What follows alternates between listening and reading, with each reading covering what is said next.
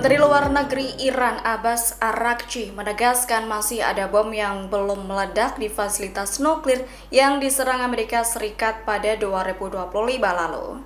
Terkait hal itu, Araghchi memperingatkan rencana inspeksi oleh lembaga internasional harus mempertimbangkan faktor keamanan secara serius. Dilansir dari MiddleEastMonitor.com Senin 9 Februari, Araghchi menilai kondisi di lokasi masih berisiko, sehingga menurutnya masih membutuhkan prosedur khusus sebelum kunjungan dilakukan. Araghchi menyampaikan hal itu dengan Direktur Jenderal Badan Energi Atom Internasional atau IAEA, Rafael Grossi. Lanjut, Araghchi menegaskan Iran tetap menjalin komunikasi dengan IAEA. Hal itu dilakukan untuk membahas mekanisme inspeksi yang aman. Pihaknya memastikan koordinasi dengan badan internasional itu terus berjalan untuk mencapai kesepahaman bersama. Pernyataan Araghchi muncul selesai eskalasi militer selama 12 hari pada Juni lalu. Diketahui serangan 12 hari itu Israel dibackingi Amerika Serikat. Serangan itu menyasar sejumlah situs militer, fasilitas nuklir, serta beberapa objek sipil di Iran. Akibatnya serangan itu menewaskan sejumlah komandan militer dan ilmuwan.